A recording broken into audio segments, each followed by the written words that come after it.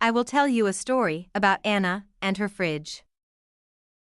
In a certain small village, where gossip spread faster than the news on the radio and even the roosters knew the market schedule, lived Anna. She was a woman with a heart on her hands, but with a fridge full of surprises.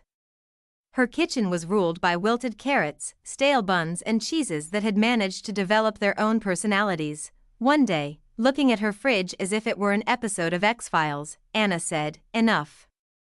Either I master her or she masters me." She started to take action. She watched films about not wasting food, where people made miracles out of peelings. She read articles about people who turned old potatoes into culinary works of art. Once she even tried to make soup from the peels, but the result was so surprising that even her dog decided to become a vegetarian. After a few weeks of learning, Anna felt ready to not only save her kitchen, but the whole village. One morning she stood in the market square with a big board and announced, "Citizens, I am calling a meeting about your fridges. Yes, Joseph, I'm also talking about yours, the one full of buns that could be used as bricks." Joseph rolled his eyes, but came around. The whole village had gathered in the market square. Anna unrolled a large map and called out, "Let's make a map of our leftovers." People began to draw what they were throwing away. There were wilted cabbages, moldy jams, and yogurts that had seen better days. "Maria, is that your jar of pickles from 2010? Anna asked. Maria just shrugged her shoulders. "They're ripening." Once everyone had seen how much food they were wasting, Anna moved into action. "Today we're going to learn how to cook from nothing," she announced. Everyone brought what they had. Joseph brought a loaf of bread that could replace a hammer, Barbara found a tin of beans without a label, and John brought 3 wilted carrots. "And what are we going to make of this?" he asked skeptically. Anna just smiled. After an hour of cooking, something called miracle from leftovers appeared on the table. "It's delicious," said John, eating his 3rd portion. "Probably even better than from the tavern, and they have normal ingredients."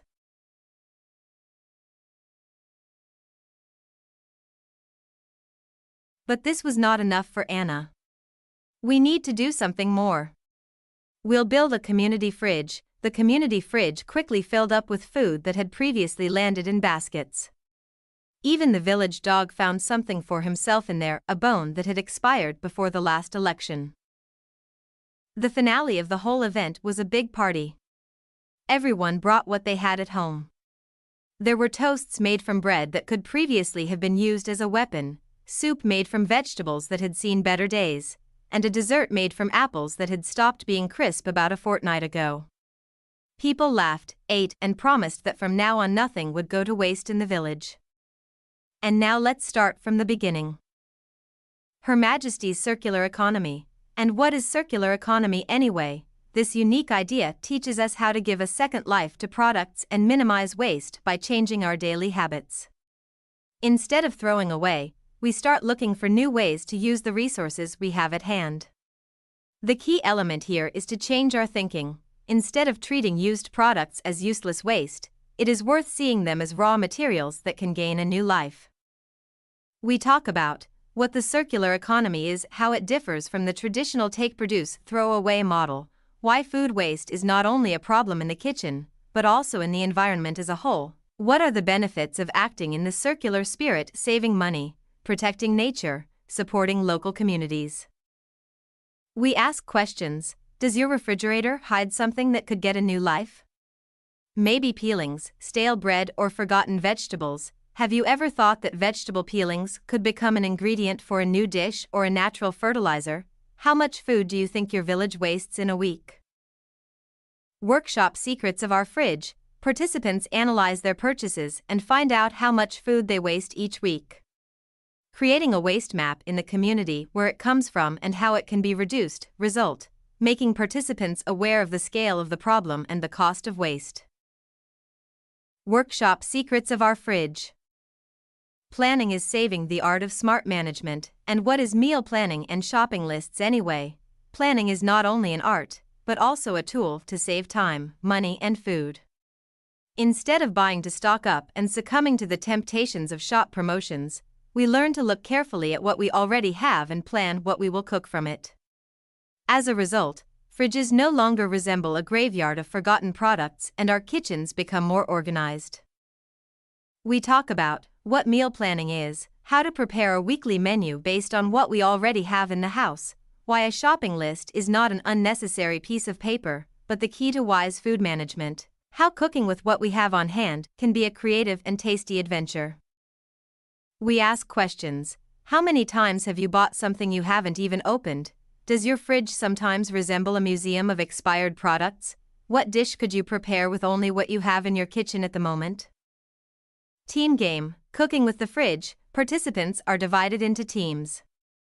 Each team gets a set of random ingredients, those that are often left as leftovers in refrigerators. These can be wilted vegetables, stale bread, leftover cheese, forgotten cans or jars. Their task is to come up with a dish and prepare it in a certain amount of time. An additional challenge is to give the dish an interesting name, such as casserole of refrigerator treasures or soup of forgotten vegetables. Result: a new perspective on planning. After the day, participants know how to plan meals for the week to reduce food waste, are able to create shopping lists and stick to them when shopping, discover the joy of cooking with leftovers and recognize that it doesn't take much to create a tasty and interesting dish. The second life of food. And what does it even mean that food has a second life? It's simple. Instead of treating leftovers as waste, we learn how to turn them into something delicious and valuable. A piece of stale bread? It can become toast or a base for noodles. Vegetables that don't look their best? Perfect for a flavorful broth. The second life of food is not only saving money, but also an opportunity for culinary creativity. We talk about how to use leftover food to prepare tasty and nutritious dishes, techniques that help extend the shelf life of produce, such as pickling, drying and freezing, why treating waste as a resource is a step toward more sustainable living. We ask questions. Did you know that dry bread can be the base for noodles, a casserole, or even a dessert? What's the strangest dish you've ever created from leftovers? Have you ever wondered how much food can be saved through simple techniques like pickling or freezing? Result: a change in thinking about waste as a valuable resource. Cooking workshop. Participants cook together from leftovers they brought from home. Tips on pickling, drying, marinating, and freezing products. Share the extra. What does it even mean to share food? Sharing food is not only about helping those who need it, but also a way to reduce waste. We often have products at home that we don't manage to eat. Instead of throwing them away, we can share them with others. It's a simple but effective idea that brings people together and gives food a second chance. We talk about what edibles and food banks are, how they work and why they are so important for communities, examples of places that have built stronger relationships between residents through food sharing, how creating a community pantry, community fridge, in a village can help everyone, both those who have excess food and those who need it. We ask questions. Have you ever thrown away a product just because you had too much of it? How much food do you think could be saved in your village by sharing it? Do you have anything at home that you could share today? Project: Shared Community Fridge. The goal of the workshop is to create a strategy for the construction and operation of a community fridge in the village, which will become a place for sharing surplus food. The fridge is intended to be a local initiative, integrating the community, reducing food waste and supporting those in need. Effect: Complex action plan. After the workshop, the community has a complex action plan that includes a strategy for building and organizing a community fridge, detailed rules for its operation, a timetable for implementation of the project, ideas for involving the community in the maintenance and development of the initiative. Taste Festival. What does it even mean to celebrate not wasting food? A non-waste celebration is a special day to show that every leftover ingredient has potential, and working together to reduce waste can be fun. It's a time to discover that stale bread, forgotten vegetables, or leftover pasta don't have to end up in the trash. They can become the heroes of tasty dishes and inspiration for action.